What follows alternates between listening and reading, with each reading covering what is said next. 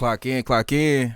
Black Gotta just walked in. Ain't talking about no pay. Hold up, I ain't tryna talk what it is and what it ain't.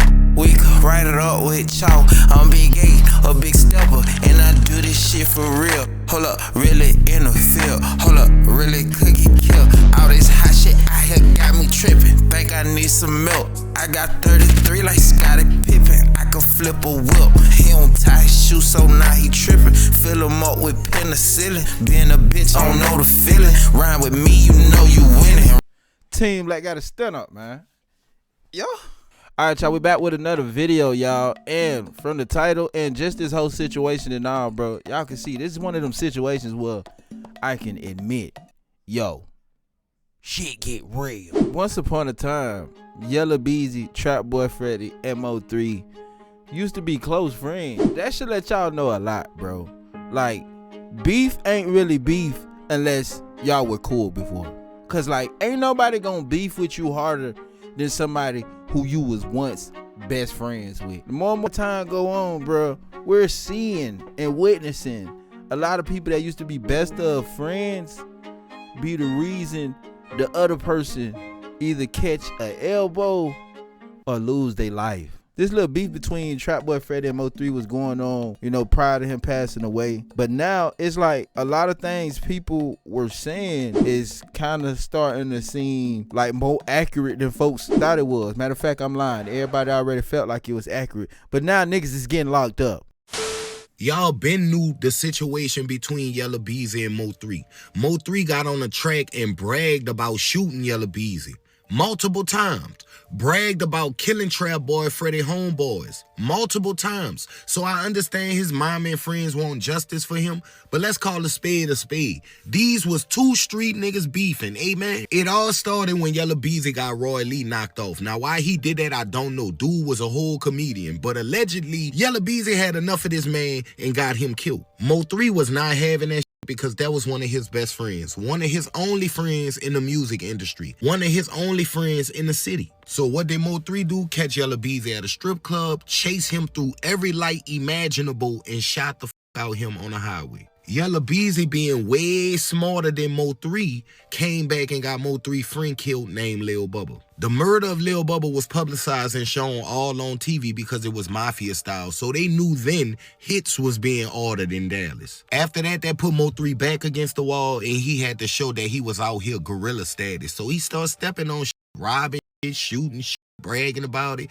3 was a whole villain. Trap Boy and Yella Beezy could not take it, so as a result, they commenced murder, allegedly. They commenced it. So we saying long live 3, and that's on me. But the truth of the matter is we have 2 young black superstars who was very successful, had children, supported their family and friends.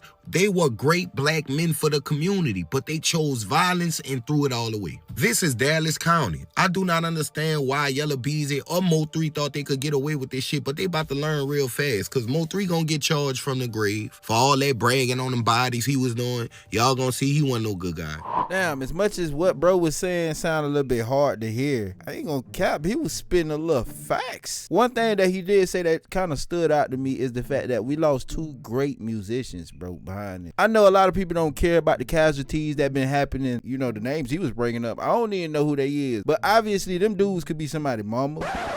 Oh, my fault, they wasn't girls, my fault. Somebody daddy, they could be somebody important to somebody else, man, and they just lost their life behind slow ass disputes, for real, if we gonna be serious, because it ain't about nothing. It was about nothing until somebody got hurt. Now all of this is about the person that passed away, but nobody want to go back to the root of what all this bullshit really be about, because if you did go back to the root, you all realize like, damn, we all slow as hell. And I do understand the fact that, you know, when Yella Beezy got locked up, Mo3's mom, she decided to post and say justice for my baby, which in our reality it is justice for Mo3. But would it stop here though? Would this make everything better? She look at Mo3 as her baby, but when you kind of go back and go to listening to certain interviews, you go to thinking like, when Yella Beezy got shot up, what were your thoughts about that?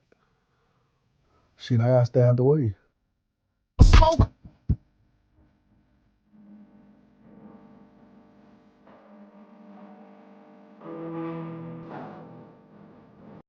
I know y'all just heard that like I just heard that, man. But it sound like these boys was having a shootout. Literally. 3-point shootout. 4-point shootout. Who could keep shooting that? Is this justice? Because it's like, who was saved? Like, I understand if he did have something to do with it, he got caught. But like, who was saved in this situation? Now, I know folks want to probably paint Yella Beezy as, oh, they saved Yella Beezy from harming somebody else. Whoop the whoop. Did we just watch the video of it sound like bro was bragging about a situation that possibly happened to Yella Beezy? So like, is you saving a person who probably did what he did because of retaliation? Or is that what they all doing? Like they only targeting specifically each other, like, and on top of that still doing for the community? So like, I don't know if that's what's considered justice. It just seems like they killed two birds with one stone to me. But since we seen how awkwardly MO3 answered the question about Yella Beezy, let's see Yella Beezy answer the question about MO3.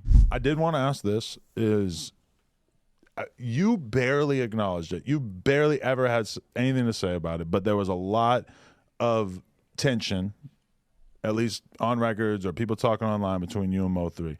Now that he's passed, how do you view all that? Like, are you able to admit that he was, an important factor in the city for that period of time, or is it still just, you can't say anything? Nah, I ain't never had no tension with nobody. Right.